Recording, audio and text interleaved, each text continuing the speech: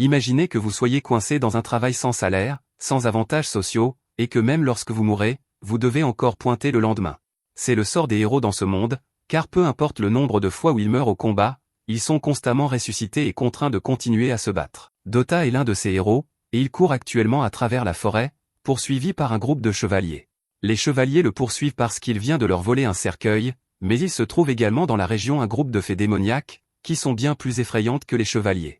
Pendant que les chevaliers sont transformés en nourriture pour monstres, Dota tente de s'échapper, mais ses jambes courtes et trapues l'empêchent d'aller très loin avant qu'une des fées ne le rattrape et le jette à terre. Dota panique et appelle à l'aide, car il ne veut pas finir en casse-croûte. Heureusement pour lui, à la dernière seconde, son compagnon Xylo tombe du ciel et poignarde le monstre à la tête. Dota est reconnaissant d'être en vie, mais il a apparemment été transpercé alors qu'il courait pour sauver sa vie, et il souffre énormément, il n'est donc pas prêt à affronter tout cela.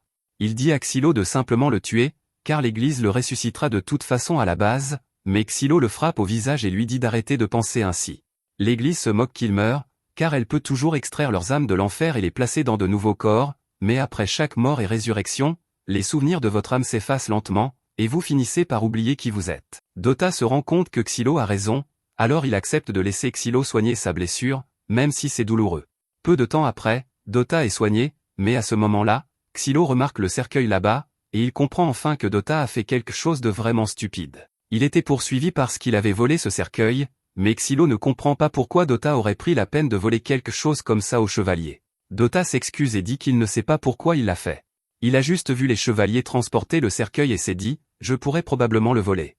Et avant même de s'en rendre compte, il courait dans la forêt avec le cercueil. Xylo doit faire appel à toute sa retenue pour ne pas trancher la gorge de Dota après un coup pareil, mais Dota le supplie de laisser tomber, car dans le pire des cas, ils peuvent simplement rendre le cercueil et tout reviendra à la normale. De toute façon, leur situation ne pouvait pas être pire. Cependant, lorsqu'ils se dirigent vers le cercueil pour l'inspecter, ils se rendent compte que leur situation vient d'empirer considérablement.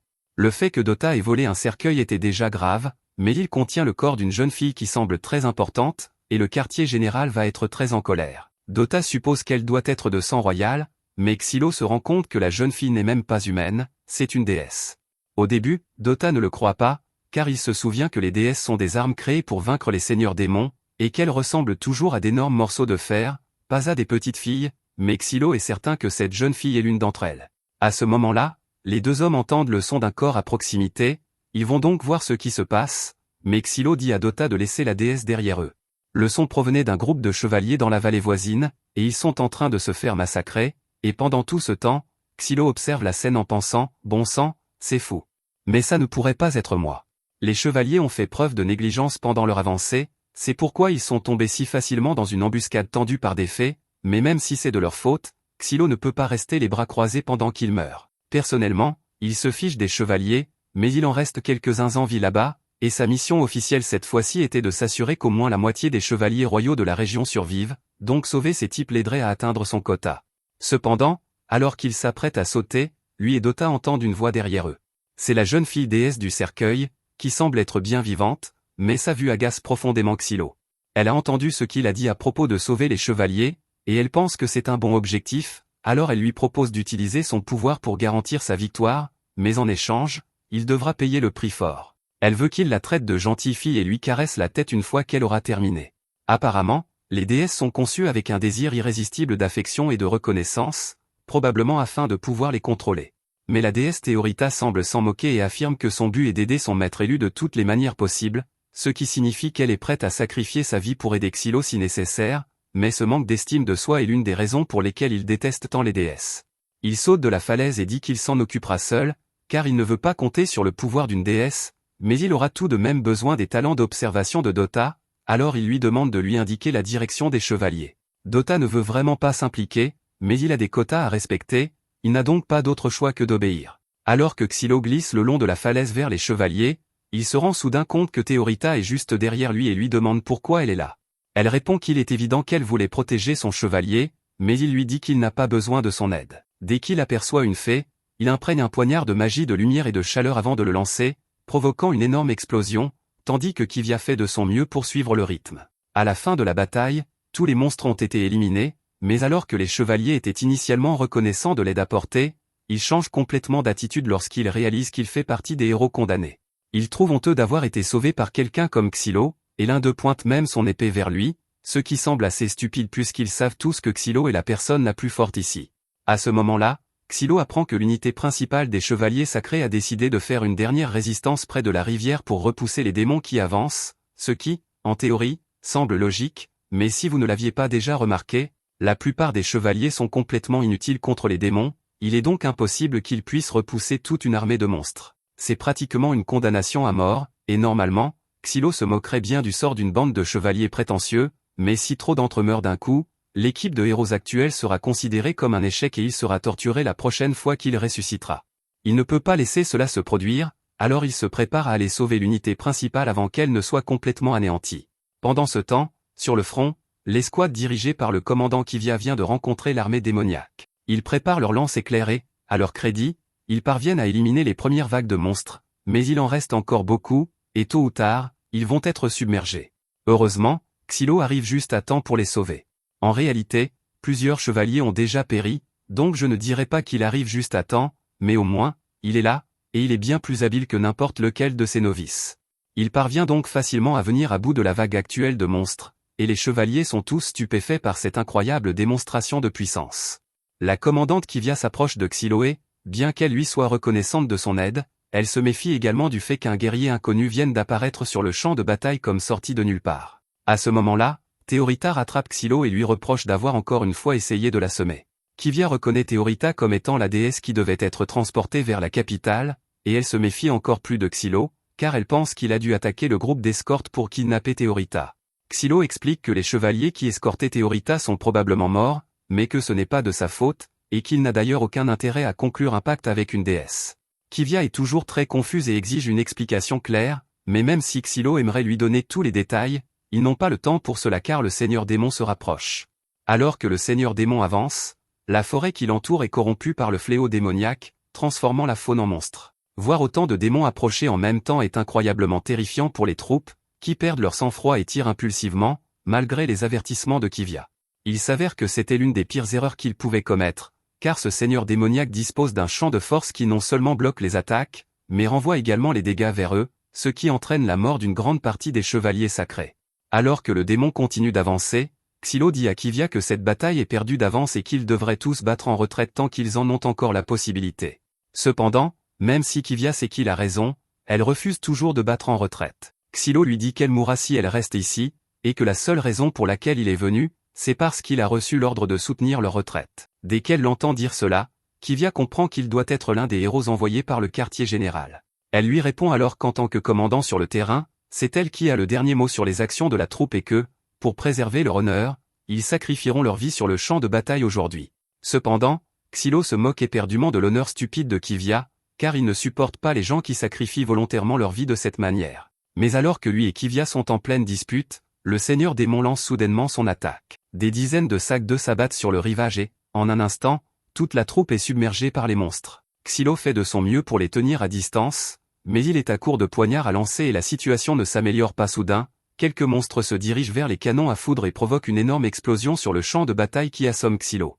Lorsque Xylo reprend conscience, la seule chose qu'il voit est Théorita allongée sur le sol en face de lui, qui le supplie d'utiliser son pouvoir, car c'est le seul moyen de sauver les gens ici d'une mort horrible. Xylo sait qu'elle a raison, mais il s'est juré de ne plus jamais utiliser le pouvoir d'une déesse. Il commence donc à appeler Kivia et lui crie de conclure une alliance avec Théorita à sa place. Cependant, un instant plus tard, il voit la cuirasse ensanglantée de Kivia rouler sur le sol, et selon toute vraisemblance, elle n'est plus qu'une flaque de bouillie sur le champ de bataille à présent, il semble donc qu'il n'ait plus le choix. Il dit à Théorita qu'il est prêt à conclure le contrat, ce qui la réjouit. Elle s'apprête à lui expliquer la procédure, mais il lui dit qu'il sait déjà comment faire. Il se fait une entaille au dos de la main et la présente à Théorita en offrande. Dès qu'elle embrasse son sang, il sent le lien entre lui et Théorita se former. Maintenant que le pacte est conclu, Xylo est capable de puiser dans le pouvoir de Théorita, alors elle lui demande ce qu'il aimerait faire en premier. Il répond qu'un bon point de départ serait d'éliminer les fées qui les entourent actuellement, ce que Théorita accepte avec joie. En tant que déesse des épées, Théorita est capable d'invoquer d'innombrables armes et de les faire pleuvoir sur ses ennemis. En un rien de temps, elle a complètement anéanti l'armée de monstres. Théorita est très fière d'elle et dit à Xylo qu'il peut commencer à la féliciter, mais il lui répond que sa récompense devra attendre, car une autre vague de monstres se dirige vers eux. Il ramasse l'une des épées créées par Théorita et la lance sur un monstre. Il semble que son pouvoir fonctionne toujours avec les épées créées par Théorita, alors il lui demande de lui donner plus de munitions. Petit à petit, il élimine les démons restants sous le regard émerveillé des chevaliers sacrés. À un moment donné, Xylo parvient à retrouver Kivia, qui est surprise de voir qu'elle est encore en vie, mais il aurait été préférable de le savoir avant de conclure le contrat. Il dit à Kivia qu'elle doit prendre ses hommes et traquer tous les démons qui ont survécu à ces explosions avant qu'ils ne causent davantage de dégâts. Kivia est offensée qu'un héros condamné ose lui donner des ordres, mais Xylo lui rappelle qu'il s'agit d'une question de vie ou de mort, et qu'elle doit donc mettre sa fierté de côté et faire ce qui est nécessaire pour survivre. Il est peut-être un héros condamné, mais il n'a pas l'intention de mourir ici, et il ne veut pas voir quelqu'un d'autre mourir ici non plus, c'est pourquoi il va éliminer le Seigneur Démon avant que cela n'arrive. Il soulève Théorita sur ses épaules et se prépare à charger le Seigneur Démon. Elle lui demande s'il veut qu'elle utilise ses pouvoirs maintenant, mais il répond qu'ils doivent d'abord se rapprocher un peu plus, et qu'elle devrait donc se concentrer pour l'instant sur lui lancer des épées. Une fois qu'ils sont enfin assez près, il demande à Théorita de créer une épée géante qu'il peut utiliser, et lorsqu'il la lance dans le corps du Seigneur Démon, cela provoque une énorme explosion qui perce un trou dans son corps. Malheureusement, cela n'a pas suffi à le tuer, et le Seigneur Démon fait pousser plusieurs tentacules et les attaque, forçant Xylo à défendre Théorita de son corps. Lorsque Xylo se réveille, il trouve Théorita debout près de son corps, et Dota est également présent, car il est enfin revenu de ce qu'il était en train de faire pendant que Xylo risquait sa vie. Au début, Xylo était furieux, mais il remarque ensuite que Dota a encore volé quelque chose. Dota tente de se défendre en disant que cet objet traînait près du camp de base et qu'il s'est dit qu'il pouvait aussi bien le prendre. Pour une fois, les doigts sales et voleurs de Dota ont porté leurs fruits. Il s'agit d'un seau de terre brûlée, en gros une bombe très puissante, et Xylo vient d'imaginer un plan pour l'utiliser afin d'éliminer définitivement le Seigneur Démon. Il règle le minuteur et saute en l'air avant de lancer la bombe directement dans la blessure du Seigneur Démon. Avant qu'elle n'explose, il attrape Théorita et Dota et s'éloigne le plus vite possible du rayon de l'explosion. La bombe finit par exploser et le corps du Seigneur Démon est complètement détruit. La bataille est enfin terminée, et Théorita dit qu'elle veut être félicitée pour son bon travail, mais alors qu'il s'apprête à lui tapoter la tête, il a soudainement des flashbacks d'une ancienne déesse avec laquelle il avait conclu un contrat, et il ne peut se résoudre à le faire. À ce moment-là, Kivia apparaît, et même si Xylo a sauvé tout le monde ici, elle pointe son épée vers lui et lui dit qu'il sera puni pour avoir agi de son propre chef et avoir conclu un pacte avec la déesse Théorita sans autorisation. Théorita tente de prendre la défense de Xylo et dit à Kivia qu'il est le chevalier le plus digne qu'elle puisse souhaiter, mais Kivia lui répond qu'elle dit cela uniquement parce qu'elle ignore le crime que Xylo a commis et qui lui a valu d'être condamné à devenir un héros. Théorita demande quel était ce crime, car elle est sûre qu'il ne pouvait pas être si grave, mais Kivia explique alors que Xylo était autrefois un chevalier sacré et qu'il a été accusé d'avoir tué la déesse avec laquelle il avait précédemment formé une alliance. Théorita est choquée d'apprendre cela. Du moins, c'est la version officielle qui a été annoncée, mais en réalité, les choses se sont passées très différemment. Le jour du jugement de Xylo, il est conduit devant le tribunal où l'inquisiteur lui annonce qu'il est accusé d'avoir tué sa déesse, Sinurva. Xylo tente d'expliquer qu'il avait reçu l'ordre de partir au combat avec elle, mais que les renforts promis ne sont jamais arrivés et que Sinurva a été contrainte d'utiliser toute son énergie. Lorsqu'une déesse épuise toute son énergie, elle devient vulnérable et susceptible d'être corrompue par les démons. Il a donc choisi de mettre fin aux souffrances de Sinurva avant qu'elle ne soit corrompue. C'était une raison tout à fait valable, mais l'inquisiteur l'a accusé de blasphème contre les déesses et a ordonné aux gardes de l'empêcher de dire un mot de plus. Xylo a désespérément tenté d'expliquer que si une déesse était corrompue, cela pourrait donner naissance à un démon possédant les pouvoirs d'une déesse, ce qui mènerait à la disparition de l'humanité, mais en levant les yeux, il a réalisé que l'inquisiteur se moquait complètement de la vérité et que tout cela avait été un coup monté depuis le début. Il ne savait pas qui en était l'instigateur ni où il se trouvait, mais il jura sur le champ que, peu importe le nombre de vies que cela lui prendrait, il le ferait payer. Quelques jours après la fin de la première mission, Xylo dort dans sa tente au camp de base lorsque Théorita le réveille soudainement. Il lui dit de ne pas le déranger puisqu'il veut dormir davantage, mais il lui demande aussi pourquoi elle est toujours là malgré le fait que les chevaliers lui aient déjà tout raconté sur son passé. Théorita admet qu'elle était initialement inquiète en apprenant que Xylo avait tué une déesse auparavant, mais elle croit fermement qu'il avait nécessairement une bonne raison de le faire. Il se retourne dans son lit et lui dit que sa raison importe peu car, en fin de compte, cela ne change pas le fait qu'il a tué une déesse. Il dit ensuite à Théorita que le pacte qu'ils ont formé peut être dissous d'un commun accord, donc elle n'a qu'à dire le mot et leur lien sera rompu, mais Théorita refuse absolument. Elle dit que Xylo est son unique et seul chevalier, et quoi qu'il arrive, elle doit rester à ses côtés jusqu'à la fin. À ce moment-là, Xylo reçoit un message de Venetim lui disant qu'ils ont été assignés à une autre mission et qu'ils doivent partir immédiatement. L'hiver a déjà commencé à s'installer dans cette région, et Theorita est émerveillée par la beauté de tout lorsqu'il est gelé. Mais aussi mignonne que sa curiosité puisse être, elle est aussi vraiment agaçante, donc Xylo et Venetim se lassent très vite de ces questions incessantes. Pendant ce temps, au QG, Kivia a reçu une mission propre, et selon son supérieur, elle doit suspendre la mission de transport originale et se rendre au tunnel de Ziwan pour aider à les dégager. Elle demande si cela signifie que ces tunnels ont aussi été envahis par le fléau démoniaque, donc son supérieur explique que depuis la 4e guerre et l'apparition du fléau démoniaque numéro 1, une grande partie de leur forêt a été corrompue, et au cours des 20 dernières années, l'humanité a perdu beaucoup de ses terres habitables, donc ils ne peuvent pas laisser le fléau se propager davantage.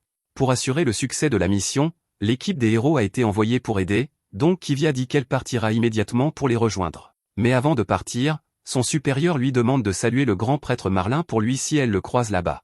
Cette nuit-là, Theorita et les autres campent dans les bois lorsqu'elle remarque qu'elle n'a pas vu Dota depuis un moment. Xylo explique que Dota est actuellement à l'atelier de réparation après que Xylo l'ait un peu trop battu pour tous les problèmes qu'il a causés, donc il ne sera pas disponible pendant un certain temps.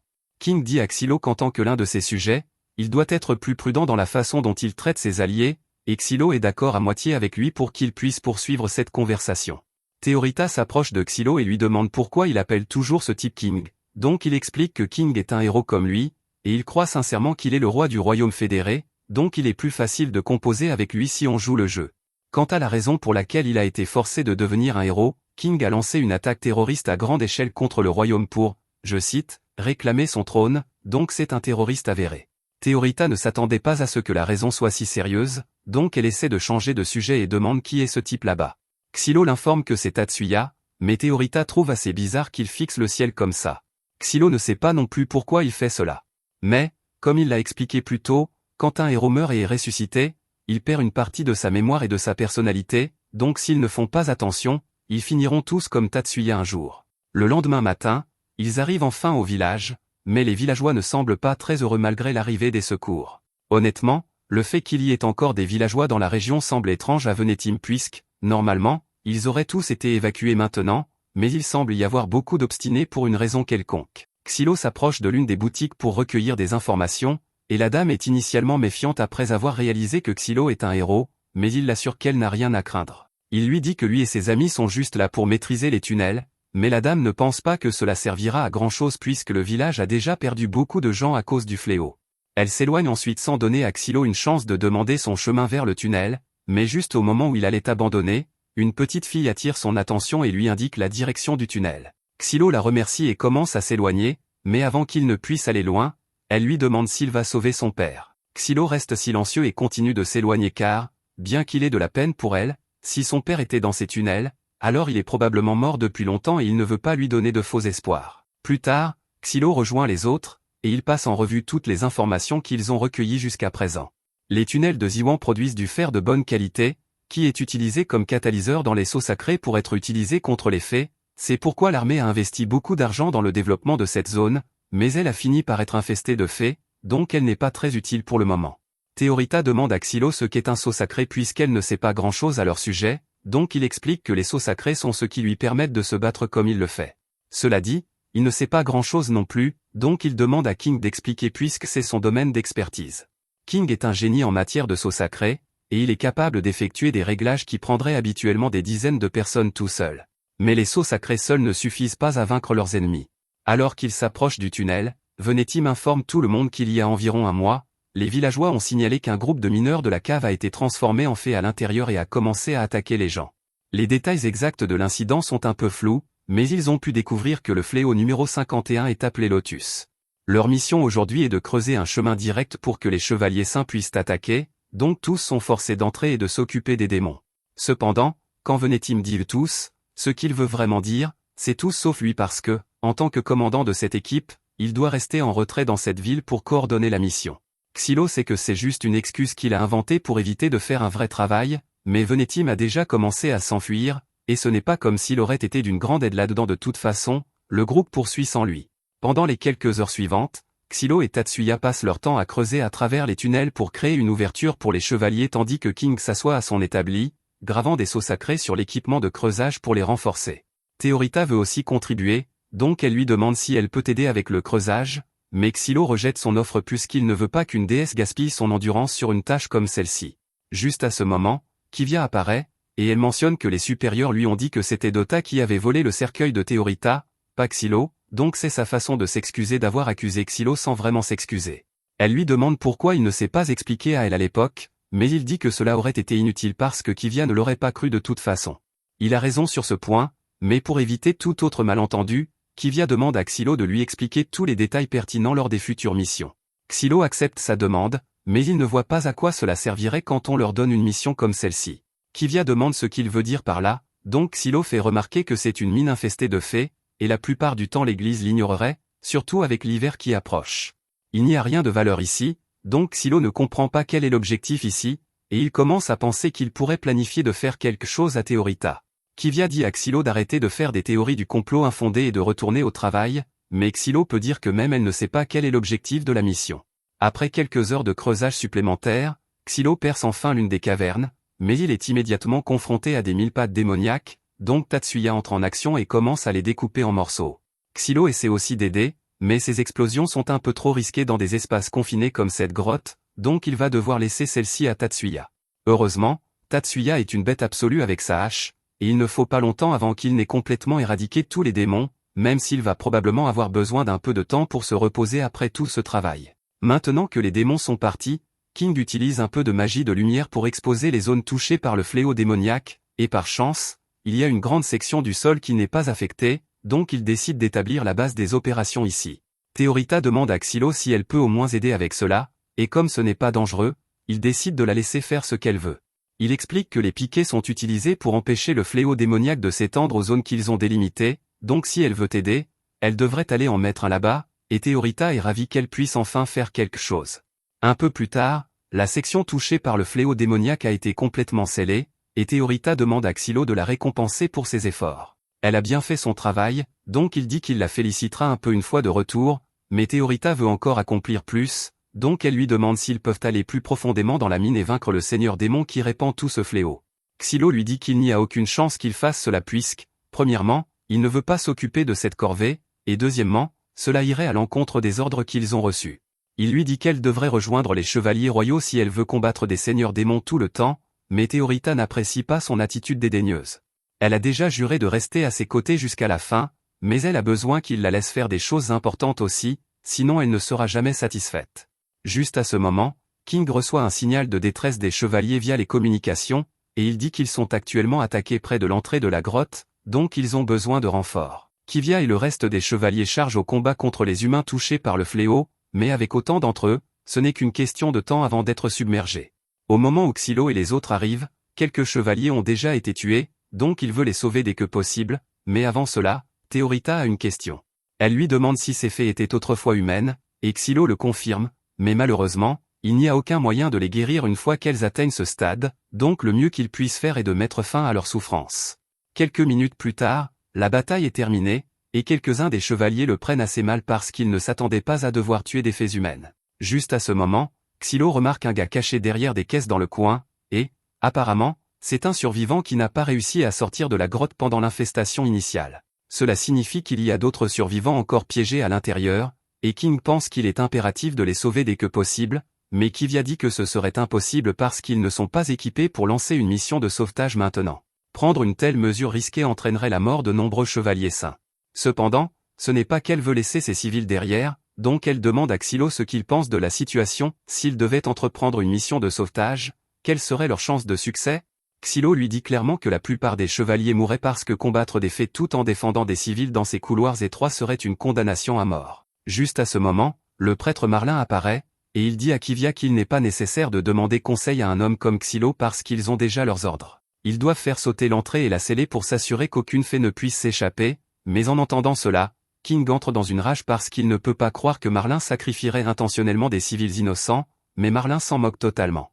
En fait, il aime voir King dans cet état parce qu'il le connaissait avant qu'il ne soit condamné à être un héros.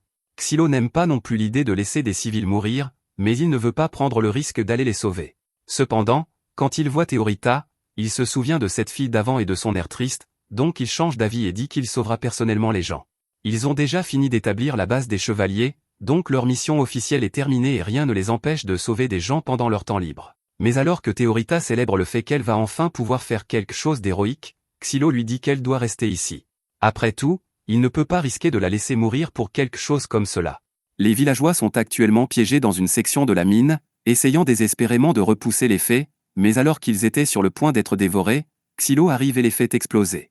Tatsuya saute alors dans la mêlée et commence à détruire les monstres sans pitié, et il est très efficace dans ce qu'il fait. L'un des vers tente de le piéger dans une toile, mais ses instincts sont trop aiguisés pour cela, alors il se retourne et tranche la toile en morceaux avant d'attaquer le reste des monstres, et quelques minutes plus tard, lui et Xylo ont à peu près terminé, mais cela ne signifie pas que c'est fini. Les ouvriers sont peut-être en sécurité pour l'instant, mais sortir de cette grotte va être un tout autre défi, alors Xylo demande à King de graver des sceaux sacrés sur leurs outils pour leur donner une chance de se battre. Les sceaux sacrés fonctionnent en utilisant la luminescence comme source d'énergie, donc ils peuvent généralement être rechargés par la lumière du soleil, mais ici-bas il n'y a pas de lumière du soleil à proprement parler, donc ceux-ci n'auront que quelques utilisations avant de manquer d'énergie. Les sceaux sacrés de Xylo fonctionnent de la même manière, mais son corps est capable de stocker plusieurs fois la quantité normale de luminescence d'un homme ordinaire, c'est pourquoi il a pu maintenir sa puissance destructrice ici-bas. Même ainsi, son pouvoir peut encore s'épuiser, donc ils ont tous besoin de sortir de la grotte le plus vite possible. Sinon, ils seront des cibles faciles. Ils se préparent à commencer le chemin vers la sortie, mais soudainement, le sol commence à trembler sous leurs pieds, et des dizaines de fées les entourent tout à la fois. C'est le pire moment imaginable, mais ils n'ont pas le choix dans cette situation, alors Xylo dit à tout le monde qu'ils doivent former une ligne de défense et tenir leur position aussi longtemps que possible. Il commence ensuite à faire exploser quelques-unes des fées, mais les ouvriers sont trop terrifiés pour se battre car ils n'ont jamais eu à faire face à des choses comme ça auparavant. Malheureusement, ils n'ont pas vraiment le choix, alors Xylo leur dit qu'ils doivent se défendre même ou ils vont devenir le déjeuner des fées. Pendant ce temps, de l'autre côté de la nuit, ils sont tous en train de se détendre au bord de l'entrée, attendant de voir si Xylo parvient à revenir vivant pendant qu'ils finissent d'installer leur base, et pendant tout ce temps, Théorita a boudé dans le coin parce qu'elle a été laissée derrière. Marlin dit à Kivia qu'il ne pense pas que Théorita ait beaucoup de valeur en tant qu'arme puisqu'elle semble très attachée à Xylo, mais quoi qu'il essaie de sous-entendre, Kivia l'informe qu'elle et les autres chevaliers se dirigeront à l'intérieur pour aider à la mission de sauvetage dès qu'ils auront fini d'installer la base ici. Quant à Xylo et aux autres personnes, après une bataille acharnée, ils ont réussi à détruire toutes les fées qui les attaquaient, mais leur morale est au plus bas parce qu'ils ne croient pas qu'ils pourront s'en sortir. Xylo essaie de les encourager à se remettre debout et à se battre, mais ils sont tous trop fatigués et désespérés pour le faire. Xylo commence à leur crier d'arrêter d'agir comme ça puisqu'ils ne survivront jamais s'ils abandonnent, mais ils n'arrivent pas à les convaincre, alors King décide de faire un discours à la place. Il est conscient que ces hommes ont consacré la plus grande partie de leur vie à leur travail et que c'est leur travail qui a permis à ce royaume de prospérer. Ils ont traversé des situations difficiles auparavant et s'en sont sortis malgré tout, donc il n'y a pas besoin de céder à la peur ici parce qu'ils vont survivre. Les hommes voient le regard plein de confiance dans les yeux de King et cela leur donne la motivation dont ils ont besoin pour se remettre sur pied et faire de leur mieux. Ils savent que Xylo, King et Tatsuya sont des héros, et toute leur vie on leur a dit que les héros sont les pires criminels qui soient, mais Xylo et les autres ont quand même choisi de venir les sauver même si la plupart des autres les auraient considérés comme sacrifiables et les auraient abandonnés ici, donc ils leur sont vraiment reconnaissants. Juste à ce moment-là, le sol commence à trembler alors que d'autres fées approchent et Xylo commence à être vraiment frustré parce que ces choses ne cessent d'arriver et il n'y a aucun moyen pour eux de savoir combien il y en a ici. Les ouvriers se remettent tous debout et lèvent leurs armes en préparation d'un combat, et quand les fées apparaissent réellement, Xylo prend l'initiative et attaque le premier. Les ouvriers sont encore très nerveux à propos de tout ça, mais ils ont déjà décidé de se battre au moins jusqu'au bout, donc l'un d'eux commence à balancer sa pelle sauvagement jusqu'à ce qu'ils finissent par frapper le monstre vert, et grâce aux enchantements que King a apposés, la pelle fait en fait des dégâts significatifs. Voyant cela, les autres villageois réalisent qu'ils pourraient en fait avoir une chance, alors ils chargent le ver et commencent à le battre à mort. Ils s'en sortaient plutôt bien au début, mais il y a une limite à ce que la force brute sans compétence peut accomplir, donc avant longtemps, les ouvriers sont submergés. La jambe du contremaître a été blessée, et comme il ne peut pas s'enfuir, un ver est sur le point de l'achever, mais à la toute dernière seconde, le ver est soudainement anéanti par un ensemble d'épées volantes. Il n'y a qu'une seule personne qui aurait pu faire ça, et Xylo se retourne pour trouver Théorita debout triomphalement près d'un passage alors qu'elle annonce son arrivée. Une fois que tout le monde est en sécurité, Théorita leur dit qu'ils peuvent commencer à la féliciter maintenant, mais Xylo ne veut pas King, d'autre part, est très reconnaissant de l'intervention de Théorita parce que sans elle, plusieurs ouvriers auraient péri dans cette bataille. Théorita lui dit que ce n'était pas grand-chose puisqu'avec elle et Xylo travaillant ensemble, la victoire est quasiment assurée. Comme Théorita peut fabriquer un nombre illimité d'épées, King décide d'en utiliser quelques-unes pour construire une clôture pour que tout le monde puisse se reposer. Il en attrape quelques-unes et se prépare à commencer à graver des sceaux sacrés de clôture sur les épées, mais pendant qu'il fait ça, Xylo s'approche de Théorita et exige de savoir pourquoi elle est là alors qu'il lui avait dit d'attendre dehors. Elle explique qu'elle s'est tout simplement faufilée devant les chevaliers alors qu'ils ne regardaient pas, et elle demande à Xylo de la féliciter pour être si rusé, mais il refuse encore une fois. Théorita pense que Xylo doit être contrarié parce que cela a pris si longtemps pour sauver tout le monde, mais elle lui dit que c'est de sa faute pour l'avoir laissé derrière plus tôt. Cependant, Xylo l'interrompt et dit qu'il n'a pas l'intention d'utiliser Théorita ou son pouvoir, et elle est vraiment déçue d'entendre cela parce qu'être utilisée est tout son but dans la vie. Elle demande à Xylo ce qu'il veut qu'elle fasse à la place, si ce n'est pas se battre à ses côtés, et il lui dit qu'il veut juste qu'elle survive, donc il ne la laissera pas risquer sa vie pour une gloire inutile. Théorita se réjouit un peu après l'avoir entendu dire cela parce qu'elle sait que cela signifie que Xylo tient vraiment à elle, et c'est ce qui la rend si disposée à risquer sa vie pour lui. Elle sait que chercher des éloges est inscrit dans sa nature, mais cela fait toujours partie de qui elle est, donc elle veut vivre une vie glorieuse et utile et il n'y a rien que Xylo puisse faire pour l'en empêcher. Xylo réalise que cela pourrait être un peu égoïste de sa part de demander à Théorita de nier ses désirs, mais avant qu'il ne puisse dire quoi que ce soit, tout le monde a senti une autre soudaine secousse, et celle-ci semble bien pire que les autres. Alors que les monstres approchent, Xylo dit à Théorita de se mettre à l'écart pour sa sécurité. Elle lui dit qu'elle n'ira nulle part, et s'il tient tant à sa sécurité, alors tout ce qu'il a à faire est de la protéger à tout prix. Xylo ne peut pas vraiment argumenter avec elle là-dessus, alors il accepte de laisser Théorita se battre à ses côtés et prend une de ses épées pour l'utiliser comme munition. Il la lance sur le ver principal du groupe de fées, le coupant en deux d'un seul coup, mais alors qu'il est sur le point d'en lancer une autre, ils entendent tous un son retentissant assourdissant qui les fait tomber à genoux. Tatsuya, d'autre part, semble être complètement indemne parce qu'il est simplement construit différemment, tandis que les autres se tordent de douleur. Il passe à l'attaque et commence à tuer autant de monstres qu'il le peut. Pendant ce temps, Xylo vient de réaliser que ce son doit provenir d'un seigneur démon à proximité et essaie de les corrompre. Théorita semble également être indemne, alors elle court aux côtés de Xylo et commence à partager une partie de son énergie avec lui pour surmonter l'influence du seigneur démon. Quelques instants plus tard, le seigneur démon en question fait son apparition et émerge du sol en tant qu'énorme arbre lotus vivant avec une silhouette humaine, et je sais juste que quelqu'un va dire « Écoutez-moi sur celui-ci ». Le seigneur démon déclenche une autre vague d'interférences soniques, et tous les ouvriers commencent à entendre une voix leur disant de l'approcher, alors Xylo fait de son mieux pour les en empêcher. Il dit au contremaître de se ressaisir, mais la folie est si sévère qu'il a commencé à essayer d'arracher son propre visage, donc rien de ce que dira Xylo ne pourra l'atteindre. King s'accroche à sa raison par la seule force de la volonté et la haine envers le seigneur démon, mais il ne peut pas faire grand-chose d'autre pour l'instant, donc c'est aux autres de jouer. Xylo dit qu'il serait trop dangereux pour eux de quitter la zone clôturée, alors à la place, il soutient Tatsuya depuis l'arrière et commence à tirer des épées. Théorita demande si Tatsuya va vraiment bien, mais Xylo lui dit qu'il n'y a rien à craindre parce qu'il est incroyablement compétent. Cependant, il aura quand même besoin de soutien, alors Xylo demande à Théorita de fabriquer un tas d'épées pour lui. Elle est ravie qu'elle puisse enfin aider Xylo à se battre, même si ce n'est qu'un rôle de soutien, alors elle crée plus d'épées et il commence à les lancer pour couvrir Tatsuya.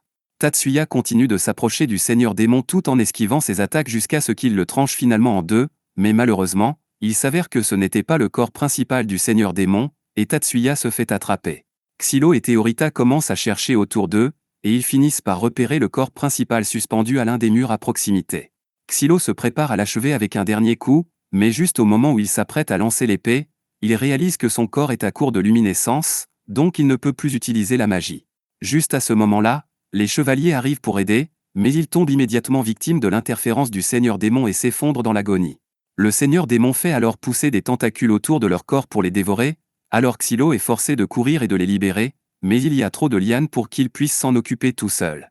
Juste à ce moment-là, la vue de personnes innocentes blessées plonge King dans une rage, alors il se libère des lianes et passe sa lanterne en mode lance-flamme pour réduire le seigneur démon en cendres. Le feu est vraiment efficace contre les monstres végétaux, mais malheureusement, avant qu'il ne puisse finir le travail, le seigneur démon l'attrape par la cheville et le traîne en l'air. La lanterne tombe au sol, et le seigneur démon essaie de l'atteindre, mais Tatsuya arrive à point nommé et la traîne jusqu'à l'extérieur pour donner à Xylo assez de temps pour atteindre la lanterne. Cependant, avant qu'il ne puisse réduire ce seigneur démon en cendres, il a réussi à le restreindre dans une cage pour l'empêcher de viser les flammes.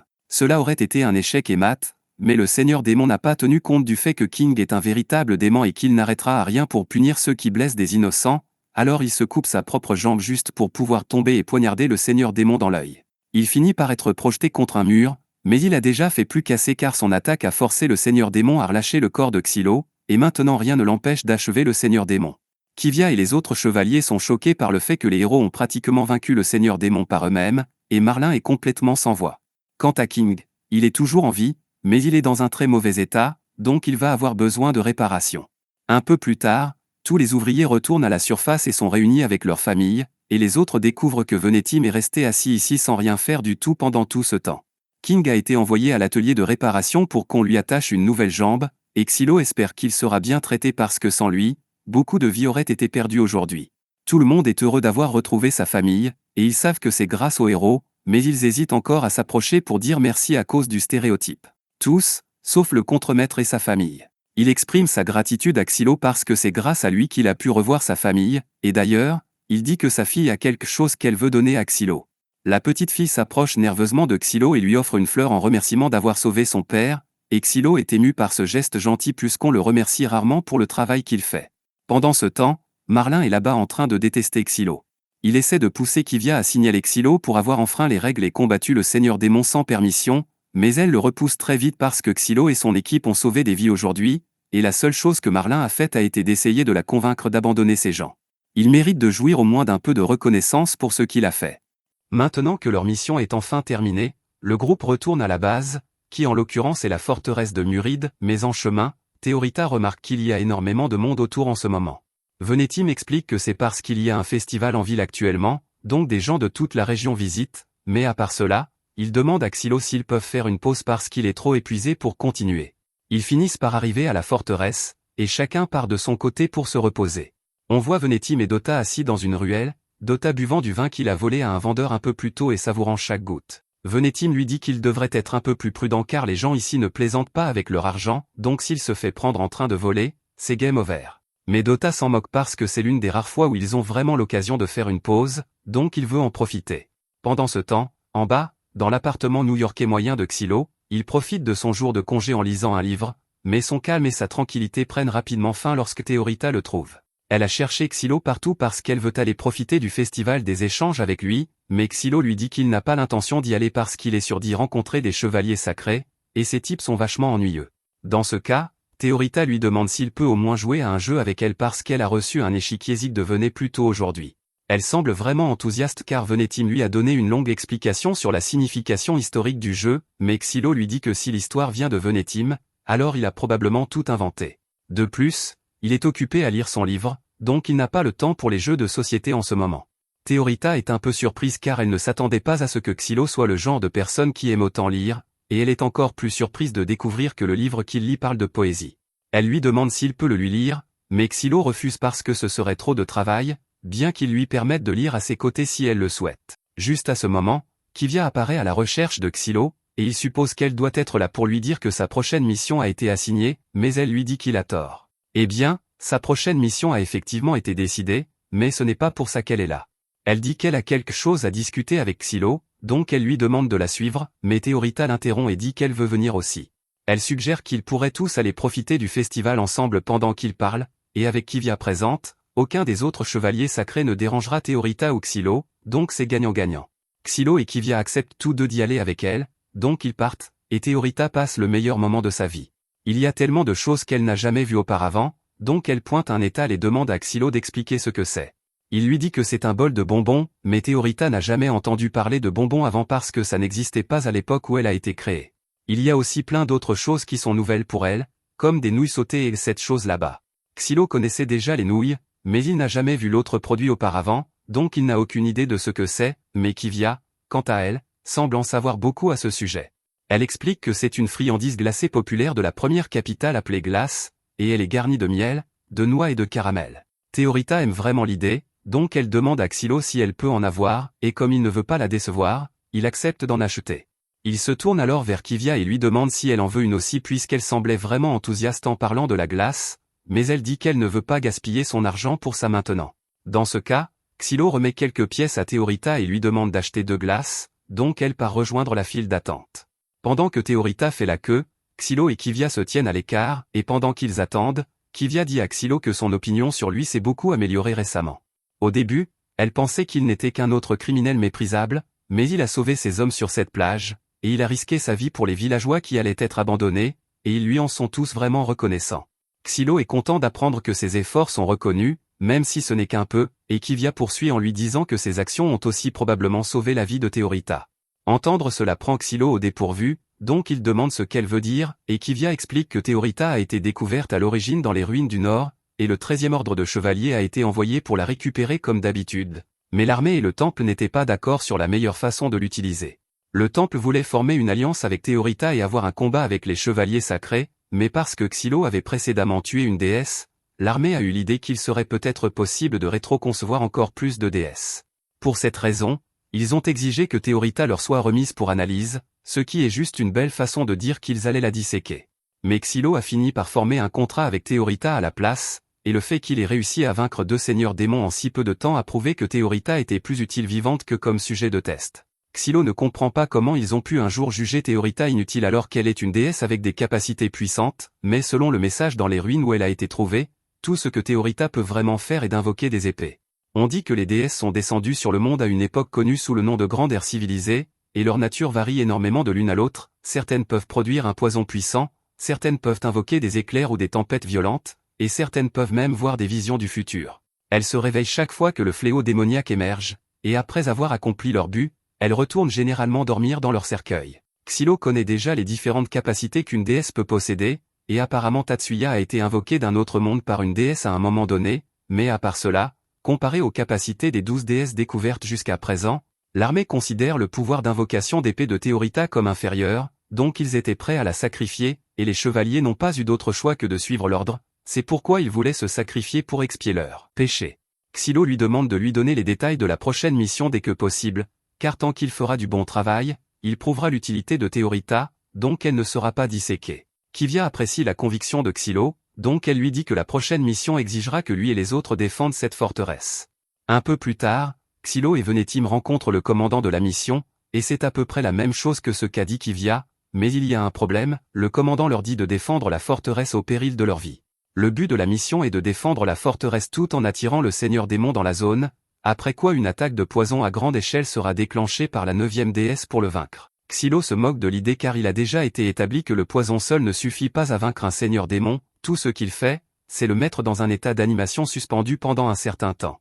Le commandant admet que Xylo a raison, mais il dit que des révisions ont été apportées à la stratégie pour s'assurer que ça marche cette fois, il prévoit de transformer la forteresse en une chambre de mise à mort continue pour le seigneur démon, donc les héros doivent agir comme sa défense jusqu'à ce qu'ils meurent dans le processus. Venetim prend la parole et demande pourquoi ils ne peuvent pas simplement s'échapper après avoir réussi à attirer le seigneur démon dans le piège au lieu de mourir, mais le commandant dit simplement que c'est comme ça que ça doit être, et si l'un d'entre eux tente de quitter la forteresse, alors tout l'escadron sera exécuté en utilisant les sceaux sacrés sur leur cou. Xylo ne comprend pas pourquoi ils iraient si loin pour s'assurer que tous les héros meurent, mais ensuite il se souvient de ce prêtre d'avant, et il doit avoir tiré quelques ficelles pour que ça arrive à cause de sa rancune. Soudain, Venetim annonce joyeusement que lui et son équipe acceptent volontiers la mission et défendront la forteresse au péril de leur vie, mais il a quelques suggestions pour améliorer un peu le plan. Tout d'abord, il pense que c'est un peu contre-productif d'éliminer toute l'équipe si même une seule personne essaie de partir, puisqu'il y aura forcément quelqu'un qui voudra juste en finir avec la partie mourante le plus vite possible, et il ruinerait tout le plan. C'est pourquoi il suggère que la règle soit qu'ils ne seront exécutés que si tout le monde essaie de partir, au lieu d'une seule personne. Il mentionne aussi que puisque Théorita est extrêmement dévouée à Xylo, elle voudra forcément rester à ses côtés, donc il demande au commandant si ça lui va. Le commandant dit qu'il n'a pas l'autorité de donner des ordres à une déesse, mais Kivia a cette autorité, donc Venetim demande à Xylo d'aller lui parler pour officialiser cela. Mais avant que Xylo ne parte, il demande à Venetim s'il veut autre chose parce qu'il va essayer de négocier avec le commandant. Xylo dit qu'il aura besoin de plus de troupes et de provisions si possible, et Venetim promet de faire de son mieux. Après tout, c'est un maître dans l'art de convaincre les gens. Avant que Venetim ne soit condamné à être un héros, il était un escroc de la plus haute magnitude, et il venait d'être capturé. Il avait commis plusieurs types de fraudes différents, y compris la tentative de vendre le château royal à un cirque, et il était très près de s'en sortir, aussi. Mais ce n'est pas la raison pour laquelle il est jugé ici aujourd'hui. La raison est la suivante, un journal de 3e ordre qu'il a écrit parce que son patron voulait qu'il fasse un peu de peur parmi les masses. Il parlait du fait que certains hauts responsables du temple et même certains membres de la royauté étaient des espions influencés par le fléau démoniaque se cachant sous forme humaine, et Venetim admet qu'il a écrit cela, mais il a tout inventé et il ne s'attendait vraiment à ce que quiconque le prenne au sérieux. Mais en fin de compte, tout ce qu'il a écrit était en fait vrai, et c'était aussi assez convaincant pour faire croire aux gens que c'était vrai, donc pour s'assurer que Venetim ne puisse plus partager de vérité, il a été condamné à être un héros. Revenons au présent, Venetim a réussi à convaincre le commandant de céder à toutes ses demandes, mais Venetim s'est retrouvé avec la tâche de mettre Théorita en sécurité si elle est jamais en danger, et compte tenu de la faiblesse de son corps, ça ne va certainement pas bien se passer. D'un autre côté, les renforts demandés par Xylo ont été approuvés, et SAV est revenu dans l'unité, mais c'est un peu un canon lâché, donc Dota n'est pas trop ravi de devoir travailler avec lui à nouveau. Pendant ce temps, on voit SAV à l'extérieur parier sur un jeu, et le type à qui il est confronté semble avoir gagné, mais SAV l'accuse de tricher. Apparemment, SAV a une très bonne vue et des sens, donc il sait qu'il a raison sur le fait que le type triche, mais le type refuse d'accepter d'avoir été pris et essaie de menacer SAV pour qu'il laisse son argent.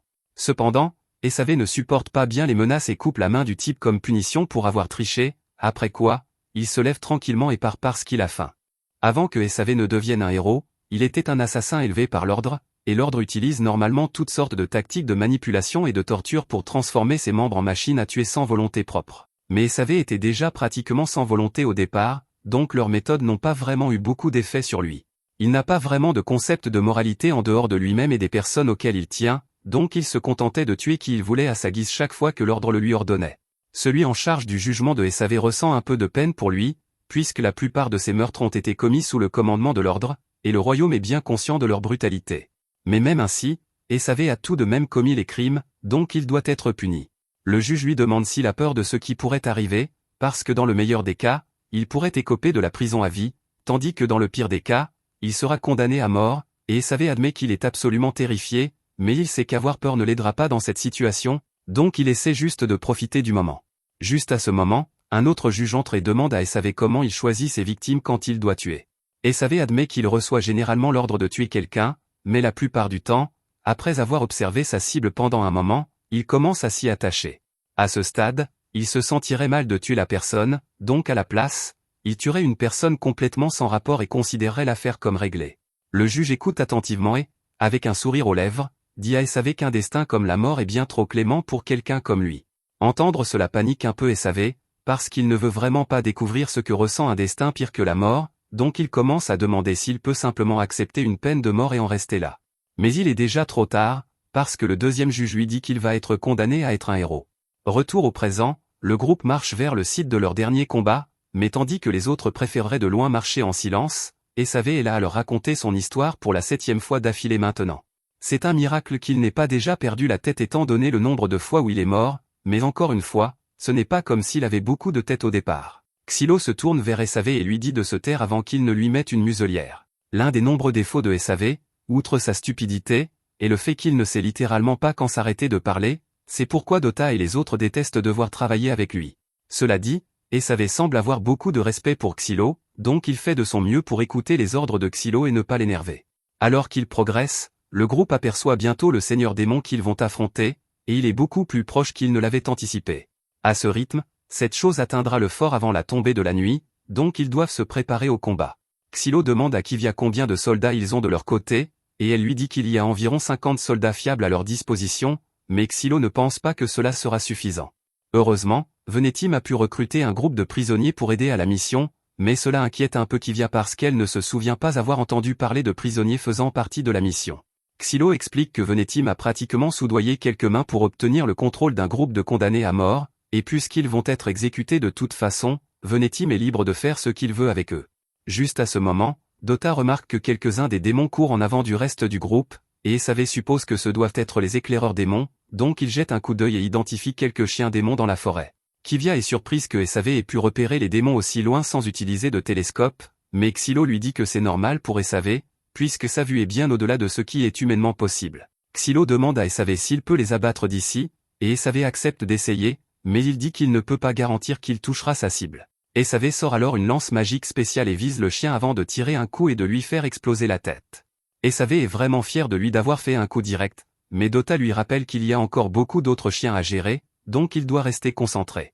Kivia demande à Xylo s'il est vraiment correct de laisser cela à ces deux-là, et Xylo dit qu'il ne devrait y avoir aucun problème, puisque les compétences de tireur d'élite de SAV sont si bonnes qu'il n'a littéralement jamais vu le gars manquer un tir. Il est assez confiant que SAV sera capable d'éliminer la plupart des éclaireurs, donc maintenant tout ce qui reste à faire est de poser les pièges.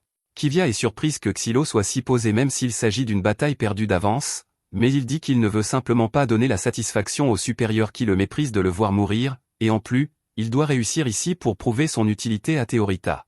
Sinon, elle sera disséquée tôt ou tard. Kivia a entendu beaucoup de rumeurs sur Xylo, principalement sur le fait qu'il est si avide de gloire qu'il a mis ses camarades en danger, mais il semble que les rumeurs étaient fausses. Xylo rit et demande si Kivia est une noble, parce que ce sont les seuls à propager ce genre de rumeurs à son sujet, mais Kivia dit qu'elle n'est pas une noble. Xylo ne la croit carrément pas, parce qu'il n'y a aucun moyen que les supérieurs laissent un roturier devenir commandant de chevalier, mais Kivia n'a jamais dit qu'elle était une roturière non plus. Elle explique que son père est le grand prêtre de l'église, et Xylo est choqué d'entendre cela parce que le grand prêtre est pratiquement le plus haut fonctionnaire de l'église, donc c'est une personne vraiment importante. Juste à ce moment, Esavé dit à Xylo qu'il a fini de s'occuper des chiens, donc Xylo lui dit, ainsi qu'à Dota, d'attendre en stand-by ici pendant qu'il va s'occuper d'autres affaires. Xylo et Kivia se dirigent plus tard vers le fort, et alors qu'ils approchent de la porte, ils finissent par tomber sur le commandant du 9e ordre de chevaliers et sa déesse, Pelméri. Hord est surpris que Kivia ait l'intention de rester dans la forteresse au lieu de simplement laisser les héros condamnés mourir. Il ne comprend pas pourquoi elle a autant foi en eux, et il pense que c'est une décision stupide, mais il prie tout de même pour sa sécurité. Cependant, il n'a que du mépris envers Xylo et dit à Pelméri de garder ses distances avec lui, parce qu'on ne sait jamais quand il pourrait décider de tuer une autre déesse. Cela énerve Xylo, mais il sait que discuter ne mènera à rien, donc il décide de laisser tomber. Avant qu'autre chose ne soit dit, Pelméri prend la parole et demande à Hord s'il pense qu'elle a été utile pendant la mission précédente. Hord lui dit qu'elle était absolument parfaite et lui tapote la tête en récompense, mais maintenant qu'il n'a plus rien à faire ici, il dit aux membres de son équipe de se préparer à partir, et ils passent tous devant Xylo et Kivia. Xylo et Kivia marchent ensuite dans la forteresse, où d'innombrables barils de vin ont été préparés. Esavé demande à quoi sert tout ce vin, donc Xylo explique qu'ils vont tout faire exploser quand les démons arriveront, et après cela, Pelméri empoisonnera le seigneur démon à plusieurs reprises jusqu'à ce qu'il meure. Esavé réalise que cela signifie pratiquement qu'ils vont être forcés de mourir, et le fait qu'ils soient utilisés comme un pion l'énerve, donc il décide de se défouler avec une légitime défense parfaitement légale. Il provoque un des chevaliers à proximité pour qu'il cherche la bagarre avec lui, et dès que le chevalier met ses mains sur Esavé, il sort son couteau et s'apprête à lui trancher la gorge, mais heureusement, Xylo a réussi à arrêter Esavé à temps, et un des amis du type vient le tirer loin, donc rien de grave ne finit par arriver, mais cela aurait pu devenir assez désordonné. Xylo demande à Esavé à quoi il pensait, et Esavé explique qu'il voulait juste évacuer un peu sa frustration, un peu comme donner un coup de pied dans un caillou quand on est frustré, mais Xylo lui rappelle que les humains et les cailloux ne sont pas pareils. Juste à ce moment, Théorita apparaît, et elle est vraiment énervée que Xylo soit sorti pour faire une reconnaissance sans l'emmener. Elle est aussi contrariée parce qu'elle a croisé la déesse de la 9e unité aujourd'hui, et elle a découvert que Pelméri reçoit cet tapotement sur la tête par jour, pendant que Xylo ne lui en a pas donné un seul depuis le jour où elle a été éveillée. Elle commence à essayer de négocier pour au moins 3 tapotements par jour de la part de Xylo, mais il reste complètement indifférent et la repousse, ce qui fait que Théorita pique une crise.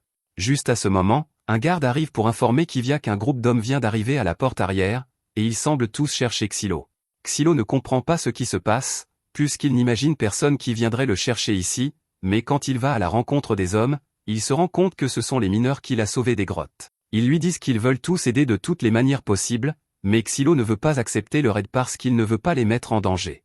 Il leur dit de simplement retourner auprès de leur famille avant qu'il ne soit trop tard, mais les hommes expliquent qu'ils ne sont pas là uniquement par gratitude. Après que la mine a été infectée, leur village a subi une énorme perte, et si cette mission échoue, alors la même chose se reproduira, donc ils veulent faire tout ce qu'ils peuvent pour aider.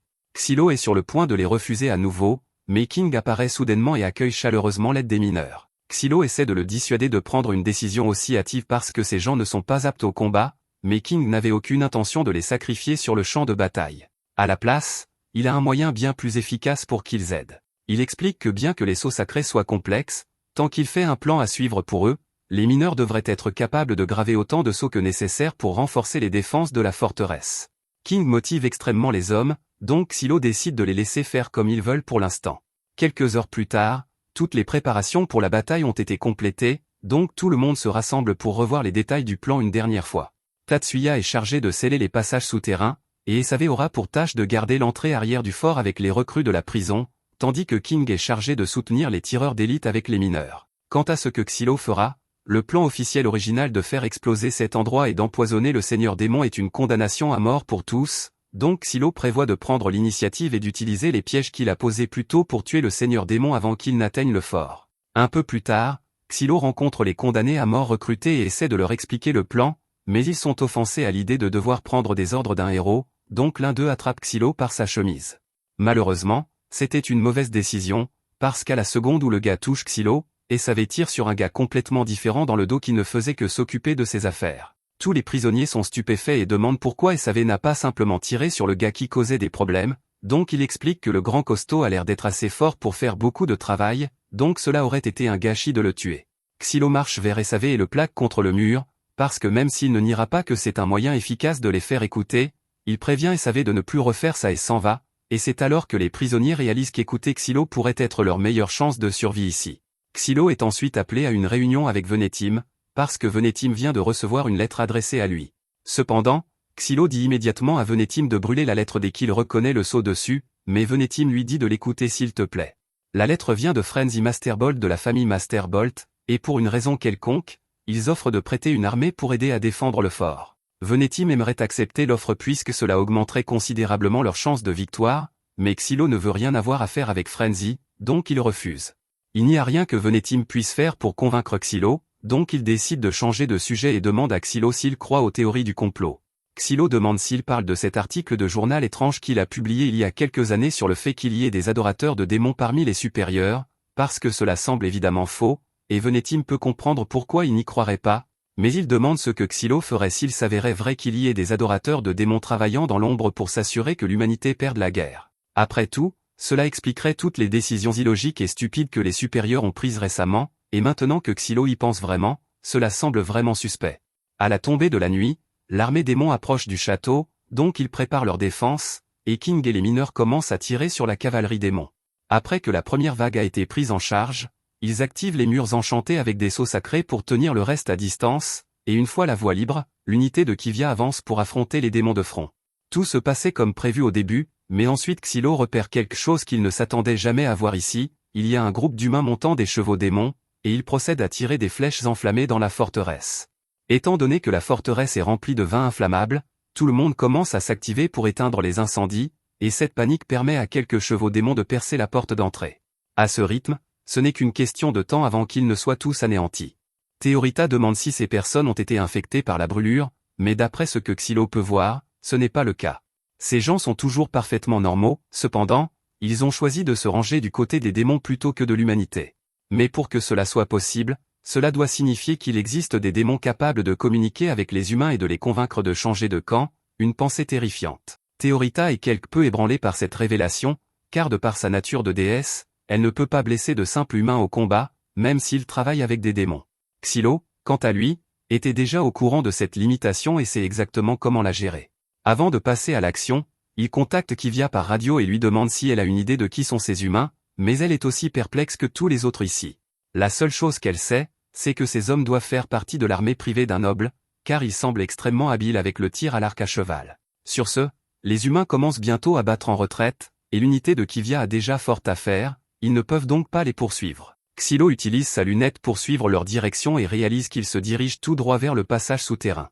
Heureusement, Xylo avait envoyé Tatsuya là-bas avec quelques chevaliers pour garder le point d'entrée, et Venetim est également présent, mais honnêtement, il ne sera pas d'une grande aide. De retour à la surface, Tsav dit à King qu'il devrait probablement battre en retraite bientôt, car la porte principale ne tiendra plus longtemps, mais il refuse. S'il se retirait, il n'y aurait plus personne pour motiver ses hommes. Il ordonne à tout le monde de préparer les canons magiques pour une attaque, alors ils se mettent tous à charger frénétiquement l'artillerie, et alors que King donne l'ordre de tirer, les démons sont bombardés. Les canons infligent pas mal de dégâts, mais la précision des hommes de King laisse à désirer, alors il leur dit de recharger et de se préparer à tirer à nouveau. Malheureusement, l'armée démoniaque progresse plus vite qu'ils ne l'avaient prévu, et si rien n'est fait, ils seront submergés avant d'avoir une chance de recharger.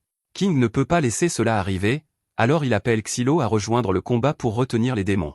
Xylo comprend la situation et dit à Théorita que c'est à leur tour de se battre maintenant, mais avant cela, elle a quelque chose à lui dire. Depuis leur rencontre, Xylo n'arrête pas de lui dire de ne pas risquer sa vie pour les autres, alors que lui-même n'hésite pas à le faire. Xylo tente d'argumenter que ce n'est pas un problème s'il meurt, puisque l'Église peut simplement le ramener à la vie, mais Théorita est convaincue que même s'il ne pouvait pas être ressuscité, il risquerait sa vie tout autant.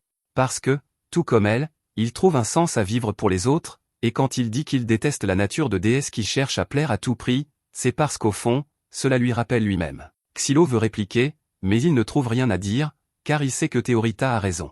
Mais juste à ce moment-là, il aperçoit le seigneur démon à l'horizon, alors il écourte la conversation et dit à Théorita qu'il est temps pour eux de se mettre au travail. Pendant ce temps, dans le passage souterrain, les humains alliés aux démons se rapprochent de l'équipe de défense, et les soldats commencent à paniquer, ils sont trop nombreux pour être vaincus avec si peu d'effectifs. Cependant, Tatsuya s'avance calmement vers le front et pousse un cri de guerre perçant avant de décapiter l'un des humains si rapidement que les autres n'ont même pas pu voir ce qui s'était passé. Il procède ensuite à massacrer les humains, et quand les chevaliers, qui étaient terrifiés jusqu'alors, réalisent que Tatsuya les porte, ils trouvent tous le courage de tirer sur les attaquants restants jusqu'à ce que le passage soit entièrement dégagé. S'ils sont tous heureux d'être en vie, ils sont aussi terrifiés par ce dont Tatsuya est capable. De leur côté, Xylo et Théorita ont enfin repéré le seigneur démon, il est donc temps pour eux de passer à l'offensive. Xylo veut économiser l'énergie de Théorita, alors il choisit de contourner plutôt que d'engager un combat frontal. Théorita comprend le plan et crée une épée pour Xylo, qu'il lance aussitôt sur le monstre le plus proche, provoquant une énorme explosion. Théorita est devenue très douée pour anticiper ce dont Xylo va avoir besoin, alors quand 3 monstres grenouilles tentent de s'approcher d'eux par surprise, elle fait immédiatement apparaître suffisamment d'épées pour que Xylo les élimine sans qu'il ait besoin de dire un seul mot. Cependant, il y a trop de monstres dans cette zone, et Xylo ne veut pas continuer à gaspiller de l'énergie à les faire exploser, alors il attrape Théorita et se prépare à sauter. Mais juste avant qu'il ne quitte le sol, son pied est soudainement attrapé par un ver démonisé, le retenant prisonnier à cet endroit. Théorita propose d'utiliser son pouvoir pour le libérer immédiatement, mais Xylo lui dit d'arrêter, elle doit économiser son énergie pour vaincre Iblis. Cependant, la situation ne s'annonce pas bonne, les démons se rapprochent tous de l'endroit où se trouve Xylo, et il ne sait pas quoi faire. Au moment où tout semblait désespéré, tous les démons entendent les bruits d'une petite armée qui approche à cheval, et cela les distrait suffisamment longtemps pour que Xylo se libère de l'emprise du ver et saute avec Théorita sur ses épaules. Alors qu'il vole vers Iblis, Théorita demande à Xylo s'il sait à qui appartient cette armée et pourquoi elle est ici. Xylo sait exactement qui sont ces gens, mais il est loin d'être heureux de les voir. Dès qu'il atterrit, il appelle Venetim pour exiger une explication, car il lui avait explicitement dit de ne pas accepter l'aide de ces gens. Venetim sait que Xylo est en colère en ce moment, mais ils avaient désespérément besoin de renforts, et honnêtement, Xylo est en partie responsable ici, c'est lui qui a choisi de faire confiance à un arnaqueur pour suivre les instructions. Xylo ne peut rien y faire maintenant, alors il se concentre simplement sur le soin de ses blessures pour pouvoir retourner au combat dès que possible. À moitié occupé, il reçoit un appel de Dota, et il a l'air absolument terrifié. Xylo regarde et voit Dota poursuivi par un groupe de mercenaires, et il ne comprend pas comment cela a pu arriver, il avait demandé à Dota d'aller embaucher les mercenaires. Dota rappelle à Xylo que ses instructions étaient de voler de l'argent, puis d'utiliser cet argent pour embaucher des mercenaires afin de défendre la forteresse, mais il a pensé qu'il serait plus efficace de simplement voler l'argent aux mercenaires eux-mêmes. Les mercenaires, cependant, n'ont pas vraiment apprécié cela. Xylo est furieux que Dota ait autant échoué, mais si cela peut servir à quelque chose, avoir autant de monde sur le champ de bataille perturbe suffisamment le seigneur démon pour créer une ouverture pour Xylo et Théorita, alors il compte en tirer pleinement parti. Pendant que le seigneur démon est encore distrait, Xylo saute directement sur lui, et une fois que lui et Théorita sont en position, Théorita utilise son pouvoir pour invoquer une épée géante afin de transpercer le corps du seigneur démon. L'épée ne suffira pas à tuer le seigneur démon, mais ce n'est pas grave, le but ici était juste d'attirer son attention. Quelques instants plus tard, Xylo et Théorita se dirigent vers la forêt, où plusieurs dispositifs magiques ont été préparés et enterrés à l'avance. Xylo les active tous juste avant l'arrivée du seigneur démon, et alors qu'il se jette sur lui, il atterrit face la première dans le piège. Une doline apparaît sous le seigneur démon par conséquent, et avec le sol qui s'enfonce, il est incapable de sortir du trou. Pendant qu'il est coincé, Théorita invoque plusieurs épées géantes au-dessus de lui. Alors que les épées de Théorita percent le corps du seigneur démon, il tente de les arrêter en corrompant les lames, mais elles résistent et forcent les épées à s'enfoncer, infligeant d'importants dégâts au seigneur démon. À la fin de son attaque, le seigneur démon gît, immobile, au fond de la fosse, et Théorita est clairement épuisée. Xylo lui dit de se reposer ici une minute pendant qu'il va appeler la déesse du poison pour achever le seigneur démon. Il est honnêtement assez agacé par le fait que les supérieurs aient eu l'intention de les sacrifier, eux et la forteresse, alors qu'il était si facile de vaincre le seigneur démon. Certes, il est toujours vivant, mais avec des blessures aussi graves, cette chose ne peut absolument pas bouger le moindre muscle. L'évaluation de la situation par Xylo était correcte, mais il avait omis de considérer le fait que le seigneur démon est capable de se scinder de son corps principal, alors qu'un nouvel œil s'ouvre, il tire des dizaines de pics dans les airs. Xylo avertit Théorita de se mettre immédiatement à couvert, mais elle n'est pas capable de réagir à temps, alors il est forcé de courir pour la protéger et finit par recevoir une pique dans le dos. Pendant ce temps, le seigneur démon se prépare à attaquer de nouveau. La situation ici est mauvaise, mais elle est encore pire à la forteresse, elle est presque entièrement engloutie par les flammes et envahie de monstres. King ordonne à tout le monde de battre en retraite avec effet immédiat, car il ne veut plus de victimes, mais évacuer n'est pas vraiment une option pour le moment, puisque la seule voie de sortie est actuellement envahie par les démons. Retour à Xylo et Théorita. Théorita se précipite vers Xylo pour vérifier s'il va bien, mais il lui dit simplement de sortir d'ici pendant qu'elle le peut encore. Elle veut peut-être continuer à se battre, mais il voit bien qu'elle est à sa limite, et si elle utilise encore un peu de son pouvoir, il pourrait y avoir de graves séquelles. Il admet qu'elle avait raison plus tôt quand elle a dit qu'il trouvait un sens à être utile aux autres, il veut gagner des batailles, il veut que les gens le trouvent cool.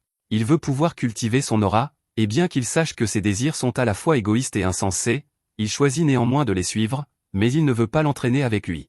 Théorita se tient aux côtés de Xylo et lui dit que quoi qu'il ressente, elle se battra à s'écouter quoi qu'il arrive, car après tout, elle est sa puissante déesse.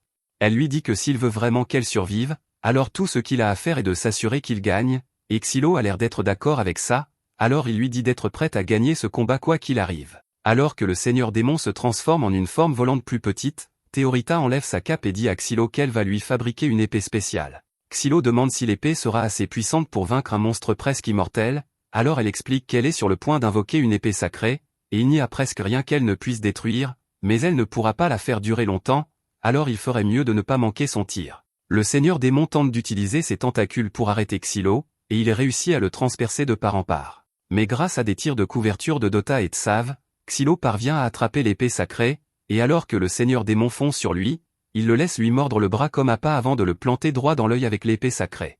Il se souvient que Théorita lui a dit qu'il n'y avait rien que cette épée ne puisse détruire, et alors qu'il tourne la lame à l'intérieur du seigneur démon, celui-ci est instantanément désintégré, comme s'il n'avait jamais existé. L'épée sacrée se réduit bientôt en poussière, et l'épuisement de Théorita la rattrape, la faisant tomber.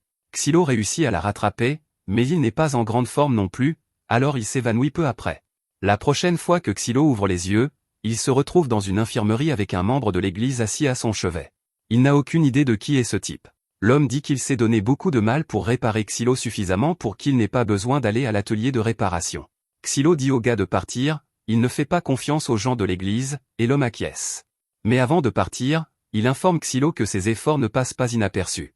De nombreux civils et même certains hauts fonctionnaires ont récemment commencé à le voir sous un jour positif. Xylo est content d'être reconnu, mais il ne veut pas recevoir d'éloges de l'église, alors il dit à l'homme de partir une fois de plus. L'homme dit qu'il y a encore une chose qu'il veut dire avant de partir. Il avertit Xylo qu'il devrait faire attention à ne pas désobéir à trop d'ordres à partir de maintenant, car il y a quelques nobles de haut rang qui sont mécontents du succès de Xylo à abattre les seigneurs démons. Ils font partie d'une faction appelée les coexistentialistes de la brûlure démoniaque, et le nom est assez explicite. Il laisse Xylo décider de ce qu'il va faire de cette information. Une fois l'homme parti, Théorita entre dans la pièce pour prendre des nouvelles de Xylo, et pendant un instant, Xylo a des flashbacks de la façon dont Sonurva agissait de la même manière. Théorita remarque l'air absolument choqué sur son visage, et elle s'inquiète que Xylo ait pu l'oublier à cause de ses blessures. Mais il lui tapote la tête et dit qu'il ne pourrait jamais l'oublier.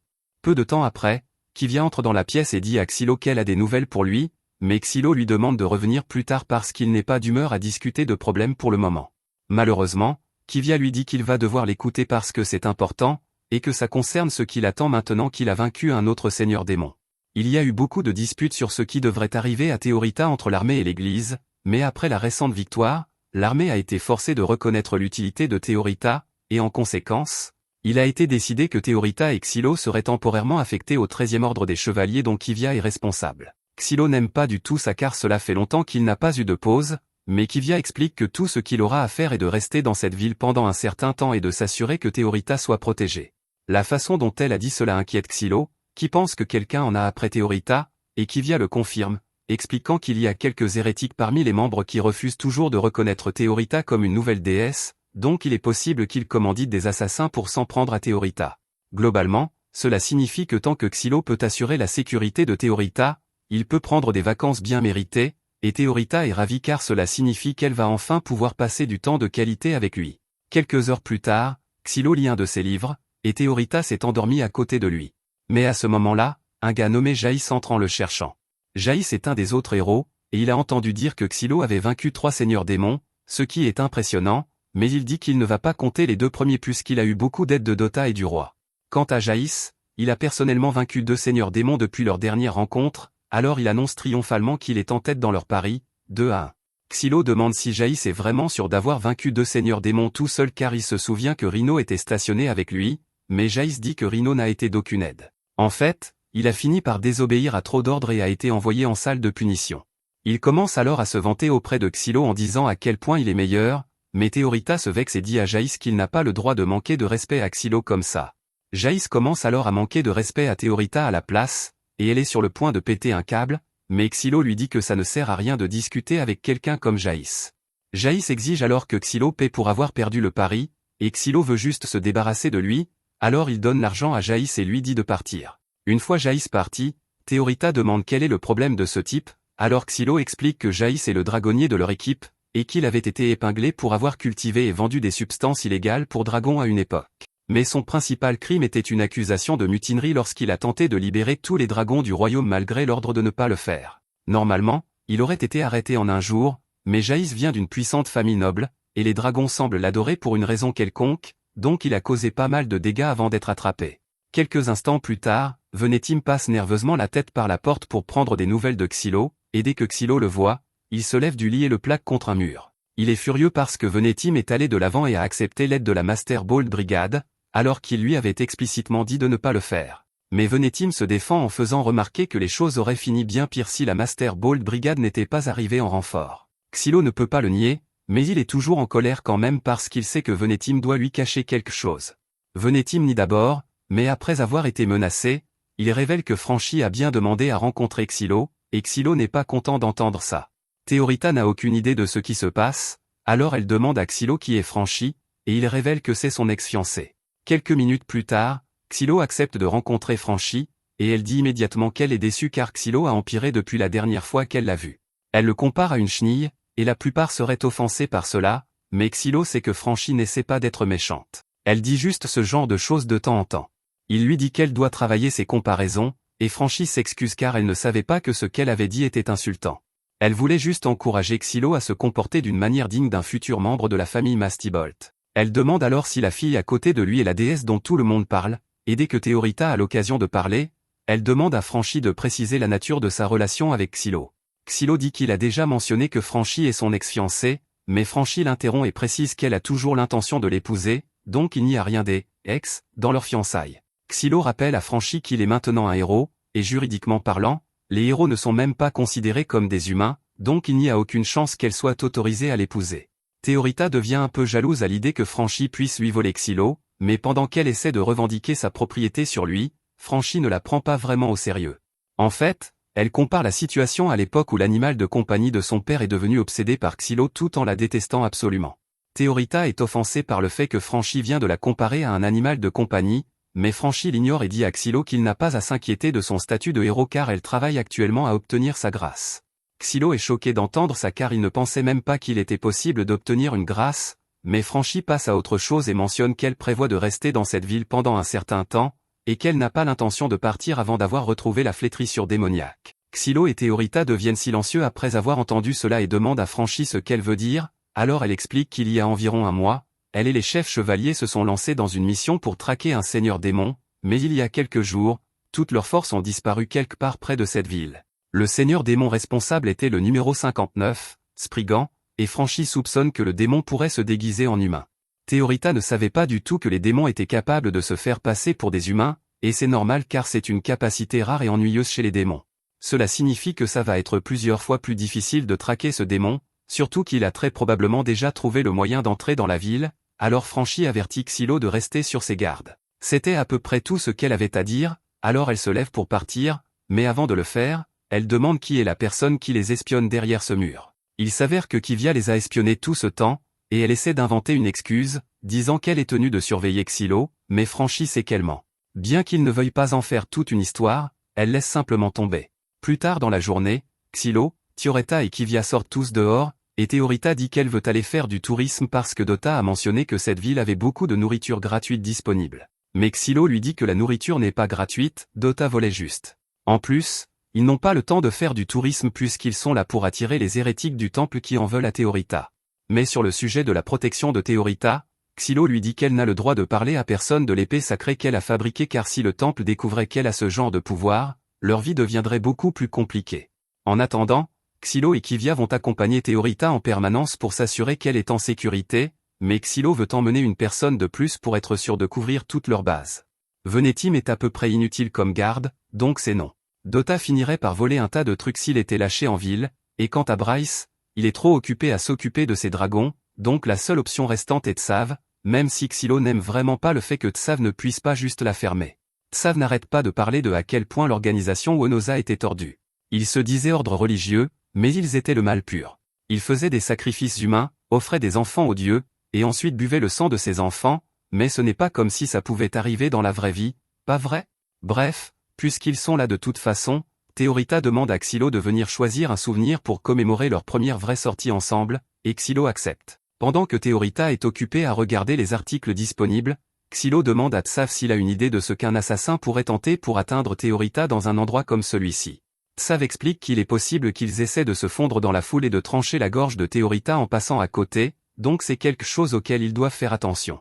Juste à ce moment-là, Théorita crie qu'elle veut que Xylo fasse plus attention à elle, et Xylo ne veut pas la contrarier, alors il retourne faire les magasins avec elle jusqu'à ce qu'il tombe finalement sur un stand d'armes. Au début, il pense que c'est une mauvaise idée de prendre un couteau pour Théorita puisque c'est dangereux, mais elle lui dit que s'il lui apprend juste à s'en servir correctement, alors ça devrait aller. Théorita fait un bon argument, alors Xylo accepte d'acheter le couteau pour elle. Mais alors qu'il le range dans son fourreau, il remarque le reflet de deux types sinistres derrière lui, et un instant plus tard, l'un d'eux tente de poignarder Théorita dans le dos.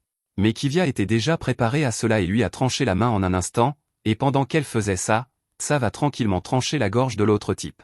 Mais il y en a d'autres en chemin, alors Kivia dit à Xylo de prendre Théorita et de courir pendant qu'il s'occupe du reste. Xylo et Théorita se feraient rapidement un chemin à travers la ruelle, et quelques instants plus tard, Kivia et Tsav les rattrapent, mais ils peuvent dire que quelque chose ne va pas. Kivia avait stationné des tonnes de chevaliers dans cette zone pour fournir des renforts en cas d'attaque contre Théorita, mais il n'y en a aucun dans la zone actuellement, et Kivia craint qu'il ne leur soit arrivé quelque chose.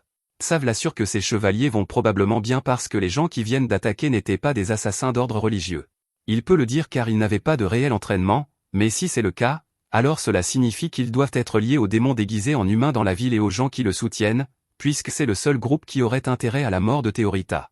Alors qu'ils prennent conscience de cela, ils sont soudainement attaqués par un autre assassin, mais celui-ci est considérablement plus compétent que les autres car lorsque Tsav essaie de l'attaquer, il se fait complètement lacérer le bras. Tsav avertit Xylo de faire attention car celui-ci a un sale truc dans sa manche, et Xylo a une bonne idée de ce qui se passe, alors il dit à Théorita de rester en arrière pendant que lui et Kivia s'en occupent. Il lance deux lames sur l'assassin, mais alors que l'une explose, l'assassin s'élance vers l'avant et essaie de poignarder Xylo avec son bras métallique. Xylo esquive en se baissant, et Kivia essaie de profiter de l'opportunité pour frapper, mais Xylo la tire en arrière car il pense que c'est trop risqué. Et c'est une bonne chose qu'il l'ait fait car une seconde plus tard, l'assassin a presque anéanti Kivia avec des tonnes de tentacules métalliques. L'assassin est apparemment capable de manipuler librement le métal dans ses bras, et cela fait d'elle un adversaire gênant à affronter, mais Xylo et Kivia ne sont pas prêts à reculer ici. Cependant, à ce moment-là, un groupe de soldats apparaît, et un homme nommé Bujim dit à Shishiba qu'elle doit se retirer car ses chances de battre un héros lié par un pacte à une déesse sont très minces. Shishiba se fâche contre Bujim parce qu'il vient essentiellement de la doxer devant des ennemis en utilisant son nom complet, et il s'excuse, mais il n'était tout simplement pas au courant que c'était contre les règles dans ce métier. L'un des hommes essaie de dire à Bujim qu'il devrait partir avant l'arrivée des chevaliers sacrés, mais Bujim n'apprécie pas d'être interrompu, alors il arrache carrément la mâchoire du type. Shishiba rappelle à Bujim qu'ils sont censés éviter les pertes inutiles, mais Bujim se défend en faisant remarquer que le gars n'est pas vraiment mort, donc ce n'est pas encore une perte. Bref, il est temps pour Bujim de se mettre au travail, alors il saute dans les airs et vise Xylo. Xylo essaie de l'éliminer avec une dague, mais Bujim esquive facilement en plein air, et ensuite, en utilisant quelque chose qui ressemble à de l'énergie démoniaque, il étend son bras et frappe Xylo avec.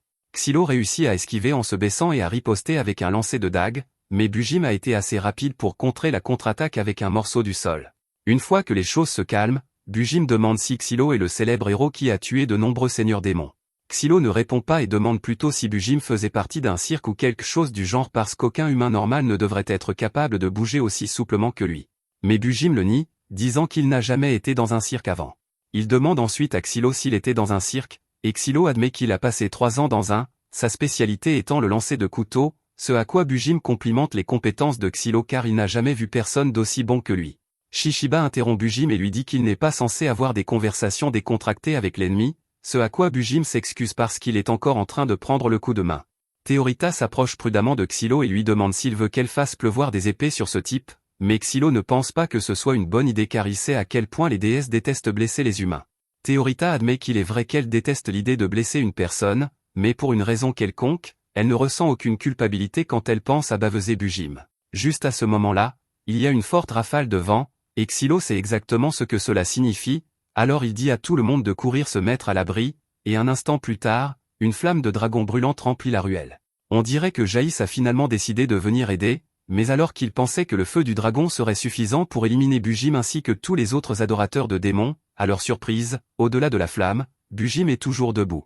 Il dit que ce fut une expérience très éducative, mais que cette flamme de dragon a fait énormément de dégâts à son corps, donc il est forcé de battre en retraite pour pouvoir se régénérer correctement. Voir tout cela arriver confirme à peu près que Bujim est en fait le seigneur démon Spriggan. Après que tout fut terminé, Kivia convoqua une réunion avec tous ses lieutenants pour discuter de la situation.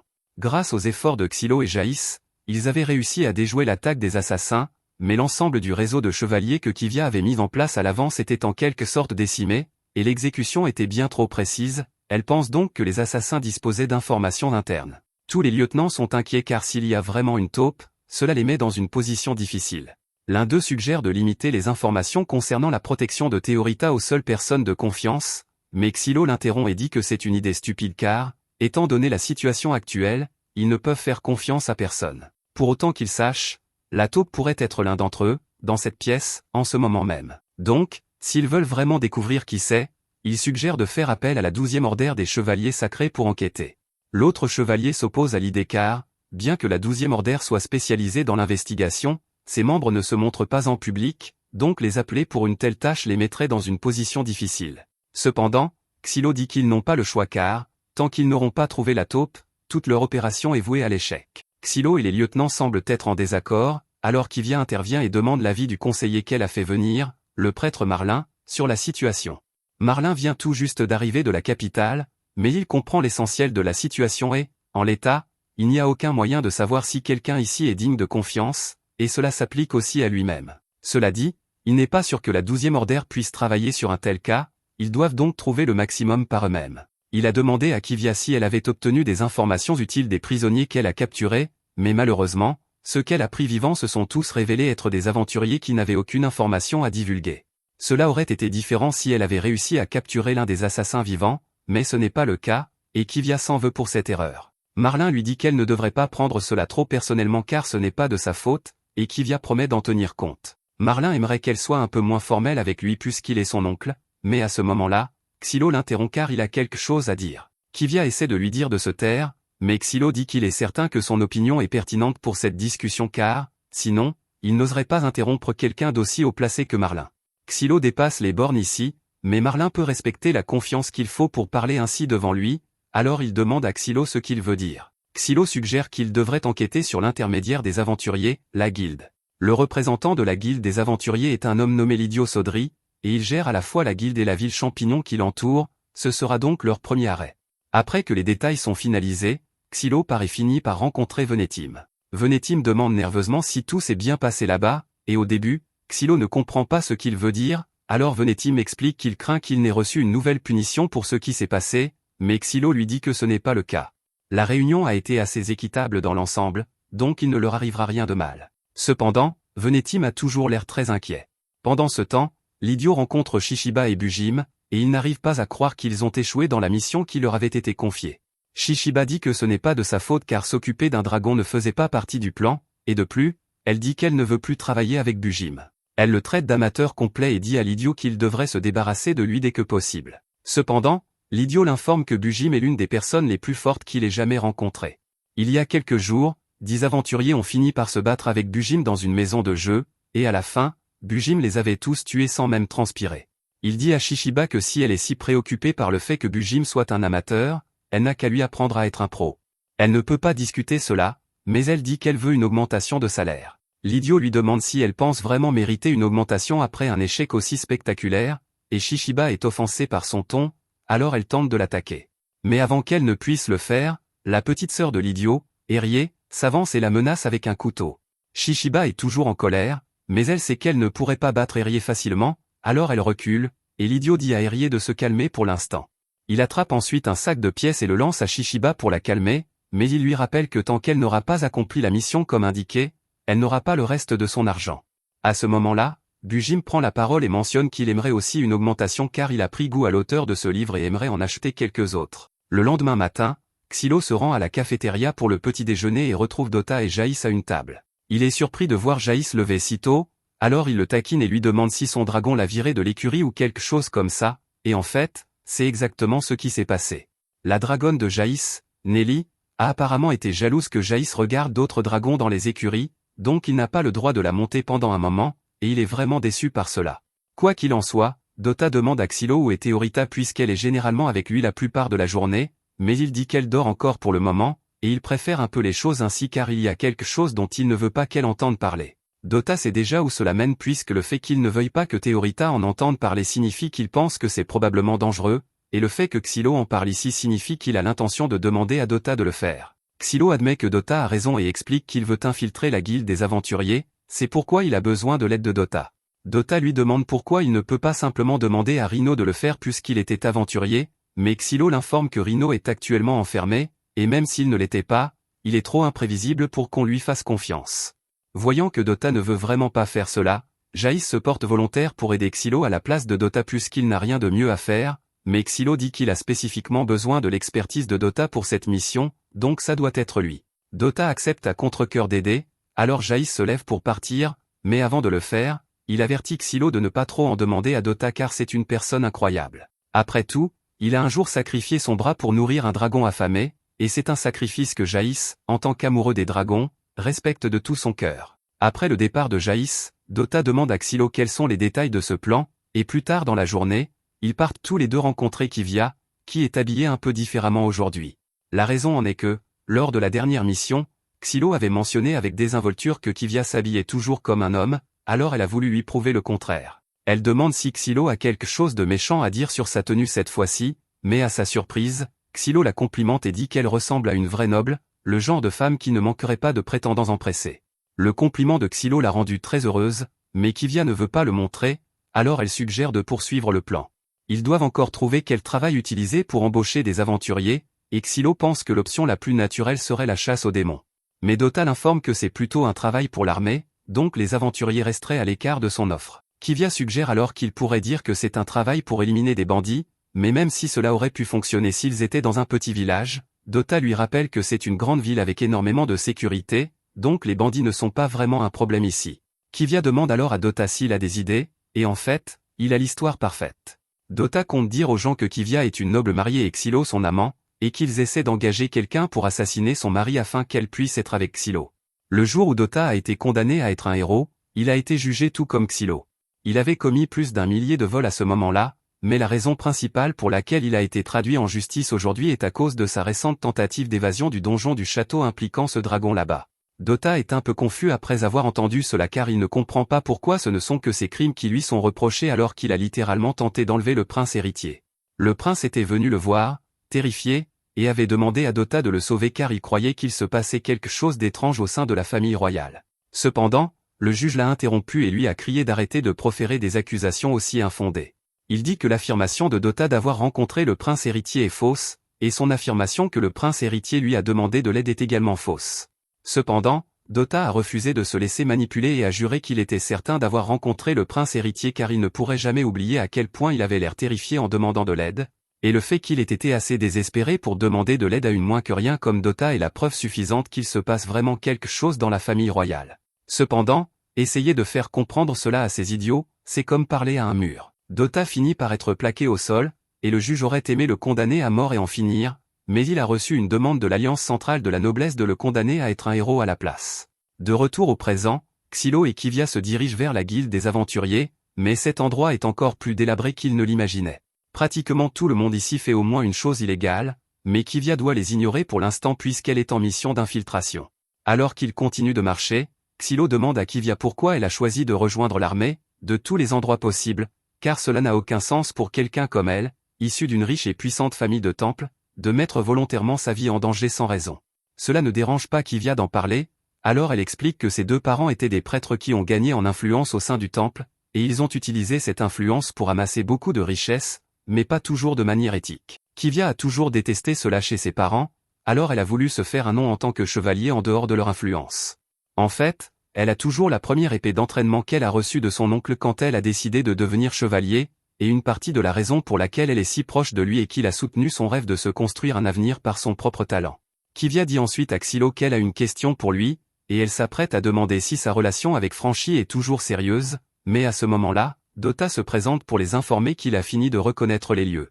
D'après ce qu'il a vu, l'idiot a une vingtaine de soldats gardant l'endroit, ce qui ne semble pas beaucoup, mais il a aussi des enfants qui ressemblent à de minuscules assassins entraînés. Xylo n'est pas surpris d'entendre cela car des rumeurs courent que la guilde des aventuriers recueille des orphelins et les forme pour en faire des assassins loyaux, mais cela le rend tout de même malade. Le plan est que Dota enlève l'idiot pendant que Xylo et Kivia créent une agitation à l'intérieur, alors ils continuent leur chemin vers la guilde, et Kivia serre le bras de Xylo pour maintenir leur couverture.